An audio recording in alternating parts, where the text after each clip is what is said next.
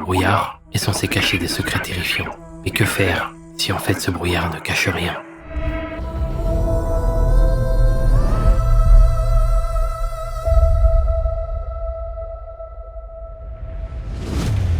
J'ai fini Silent Hill F. Et bah franchement, c'est une magnifique coquille vide. Un 12 sur 20. Voilà, pas plus. Ce que j'ai kiffé, c'est la DA. L'ambiance sonore, visuelle, incroyable. Les décors, tout est beau, tout passe super bien avec l'univers. Voilà. Et en plus, j'ai bien aimé le level design. C'était plutôt bien fait et les énigmes étaient plutôt cool aussi. Franchement, sur ça, c'est quasi sans faute. Par contre, le reste, bah c'est pas parfait. C'est même pas fou en vrai. Déjà de 1, l'inventaire. L'inventaire, il est horrible. Voilà. Il n'y a pas de place, mais il n'y a jamais assez de place. Même si tu gagnes des places d'inventaire, il n'y a pas assez de place. Il y a des items partout sur la map, mais t'as jamais assez de place pour tous les prendre. Du coup, tu te retrouves à faire des allers-retours pendant toute ta game pour aller vendre tes objets. Et c'est relou. Du coup, la durée de vie, elle passe de 6 heures à 8 heures, juste là-dessus. Voilà. Et de 2, les combats. Les combats, ils sont juste mous et rigides. Ton perso, il est rigide, le monstre, il est rigide, tout est rigide. Au bout d'un moment, t'as juste envie de les esquiver. Non pas qu'ils soient durs, hein, c'est juste chiant. Au bout d'un moment, c'est juste chiant. Voilà. Et puis, à un moment dans le jeu, bah, il y a trop de combats. Et pour moi, c'est juste pour rallonger la durée de vie du jeu.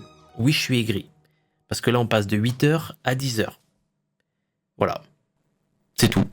C'est chiant. Et de 3, parce qu'il y a un putain de 3, l'histoire. J'ai rien compris. Voilà. Au départ, j'ai mes théories et tout, je suis là en mode je réfléchis, et plus t'avances, plus t'es perdu. Voilà. Complètement perdu. Du coup, il m'a fallu 9-10 heures pour arriver à la première fin en explorant bien, mais je suis resté sur cette fin. Franchement, je suis resté sur ma fin. Il y a d'autres fins à faire, et flemme en fait. Je les ferai pas, flemme. Flemme de fou. En plus, t'es obligé de refaire le jeu pour avoir les autres fins. Tu peux pas arriver à un point dans l'histoire culminant et tout, donc t'es obligé de te retaper. C'est 9-10 heures de, pas calvaire, mais t'as capté quoi. Donc relou et flemme. Donc au final, comme j'ai dit, c'est un 12 sur 20. À la fois son histoire incompréhensible et son gameplay pas fou, bah ça en fait une belle coquille vide en vrai. Du coup, je vais le conseiller aux gens qui kiffent les jeux d'horreur, qui s'en foutent un peu de l'histoire, mais qui cherchent cette ambiance jeu d'horreur quoi. D'ailleurs, si vous avez pas fait les remakes de la série Resident Evil, donc le 2, 3 et 4, enfin, c'est pas les bons nombres mais t'as capté, et ben faut y aller.